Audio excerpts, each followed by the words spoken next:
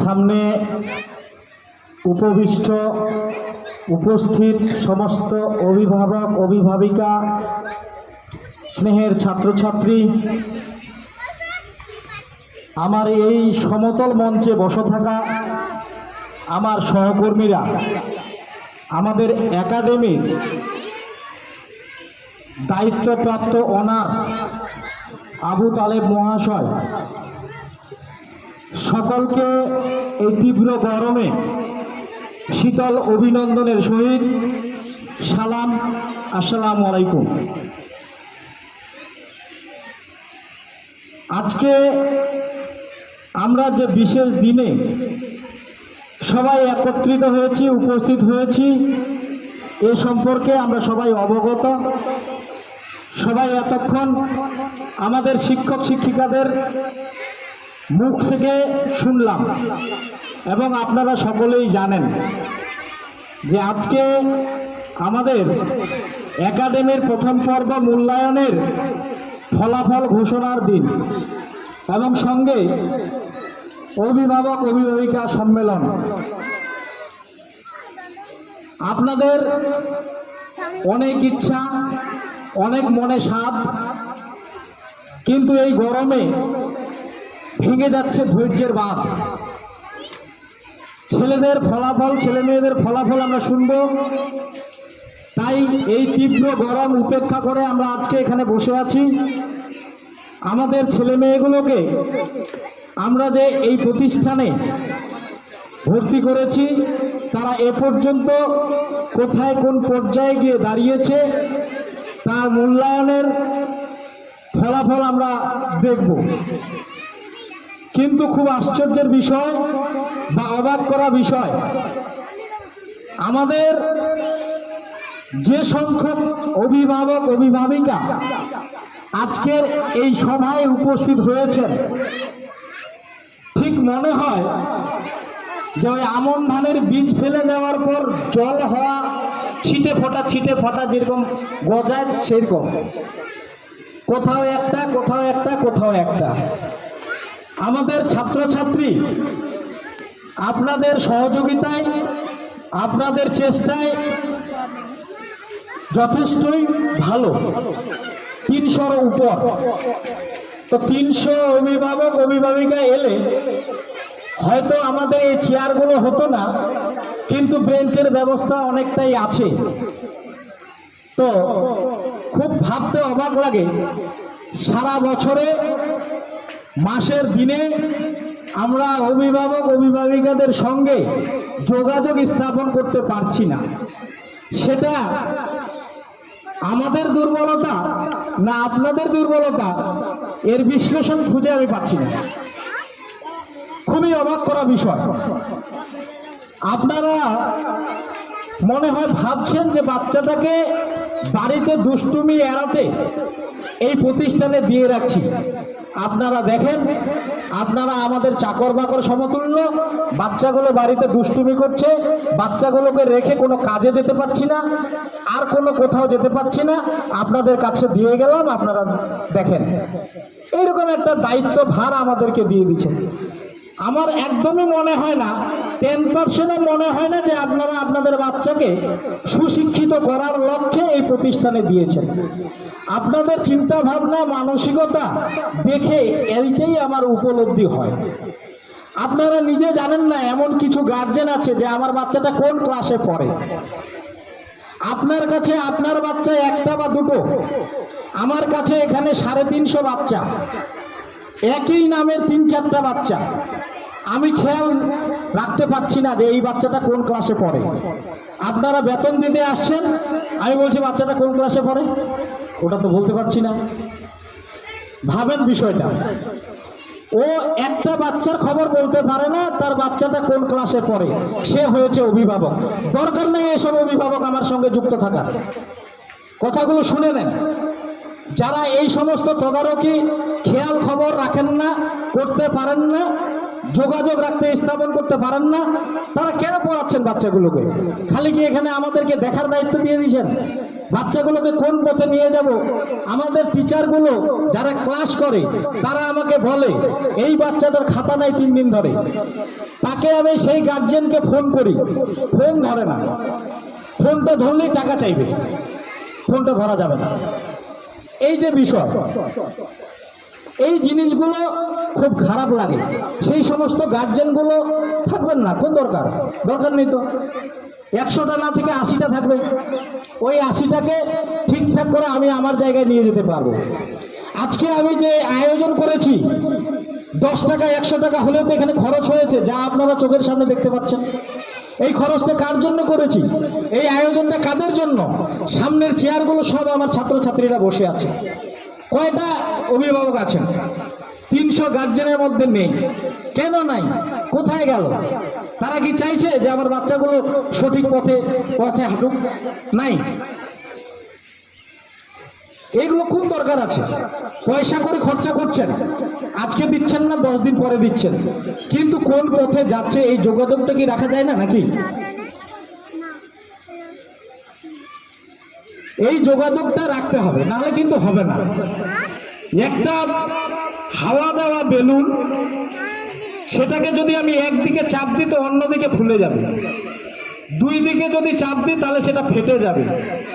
আমি যদি ফাটাতে চাই তাহলে 2 দিকে চাপ দিতে হবে।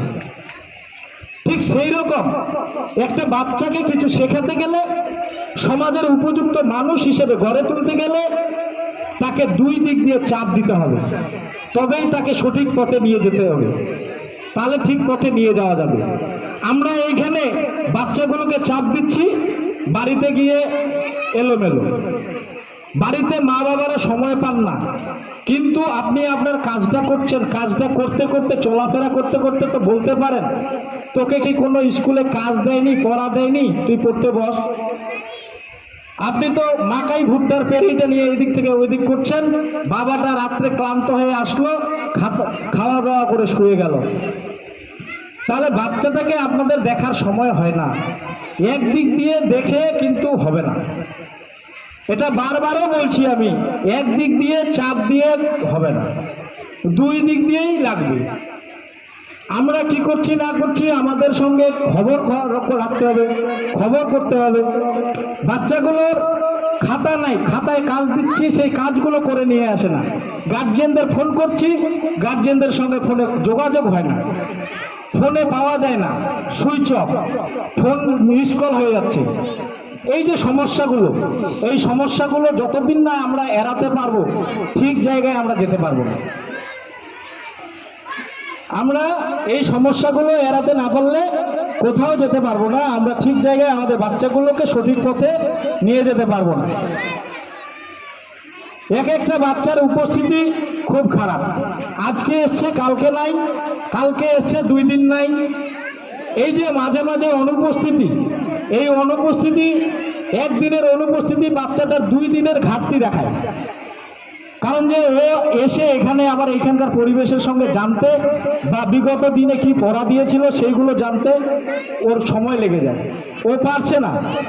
বাচ্চাদেরকে যদি আমরা ক্লাসে কান ধরাই বা কোনো শাস্তি প্রয়োগ করি, সেটা তার কাছে একটা সম্মানের। একটা 7-8 বছরের বাচ্চারও কিন্তু একটা ব্যক্তিত্ব রয়েছে, তাকে কিন্তু আমরা উপযুক্ত বা কঠোর কোনো শাস্তি প্রয়োগ করতে পারছি না। তাদেরকে আমরা যতদূর পারি সহানুভূতির সঙ্গে, ভালোবাসার ছলে, আদরের সঙ্গে যতদূর পারছি আমরা নিয়ে যাচ্ছি। কিন্তু এর সঙ্গে আপনাদের সহযোগিতা আমাদের যথেষ্টই প্রয়োজন। বাচ্চারা এখানে অনেকে আসে, ছোট ছোট বাচ্চাদের কথা বলছি, কেজি 1, নার্সারি, কেজি 2, বোতাম উল্টা পাল্টা লাগিয়ে আসে, নিচে জামার হেরফের হয়ে যায়। মা বাবারা এটাও ঠিক করে দেয় না, বা প্যান্ট পরে এসেছে, শার্ট পরে এসেছে, আলাদা আলাদা পোশাক পরিচ্ছদের কোনো পরিষ্কার পরিচ্ছন্নতা নাই। এগুলো তো দেখতে হবে। নখ কাটাকাটি নাই, বাচ্চা আঙ্গুল দিয়ে নখ কেটে শেষ করে দিচ্ছে, আপনার লাভই হয়েছে, আপনাকে দেখতে হয়নি। ওর নখ নিজে নিজে কেটে দিয়েছে দাঁত দিয়ে, কত ভালো। আমরা এগুলো এখানেও ওইগুলো দেখতে হয় আমাদের। তারপরে আমি হোস্টেলের বাচ্চাদের কথা বলি দু একটা। মনে করেন আপনারা মেয়ে বিয়ে দিয়েছেন, আপনার মেয়ে শ্বশুর স্বামীর আঙ্গিনা ছেড়ে পাশের বাড়িতে বেড়াতে গেছে। আপনি মেয়ের সঙ্গে দেখাতে করতে গিয়ে ওই বেহাই জামাইয়ের বাড়িতে গেলেন না, আপনারা ওই পাশের বাড়িতে মেয়ে গেছে ওইখান থেকে দেখে চলে আসলেন। এটা কতটা স্বভাবসিদ্ধ, কতটা উচিত, কতটা ঠিক আমাকে বলেন? একটু হাতে নাড়াচাড়া দিবেন। এটা কতটা যুক্তিযুক্ত?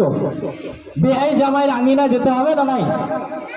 আমাদের এখানে হোস্টেলের কিছু গার্জেন আছে যারা জানেও জানে না, বোঝেও বোঝে না, আমাদের বাচ্চাগুলো সাইডে খেলাধুলো করে, আমরা ফাঁকা মাঠে খেলতে নিয়ে যাই, ওরা এসে ওইখানে সুযোগ নেয়। এত বিশ্রী, এত খারাপ লাগে। ওই বেহাই, ওই জামাই পরে আপনার আর মেয়েকে রাখবে না। ওই তোর বাবা আসলো আমাদের বাড়িতে না আসে রাস্তায় তোর সঙ্গে দেখা করে চলে গেল।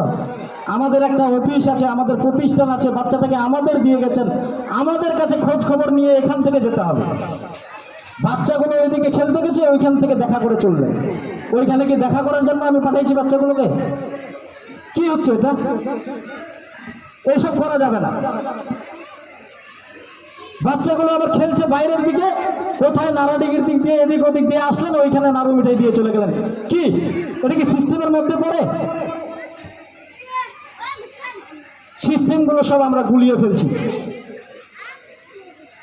আমাদের বাচ্চাগুলোকে আমরা আমাদের তত্ত্বাবধানে খেলতে নিয়ে গেছি, আমরা আমাদের তত্ত্বাবধানে নিয়ে আসবো।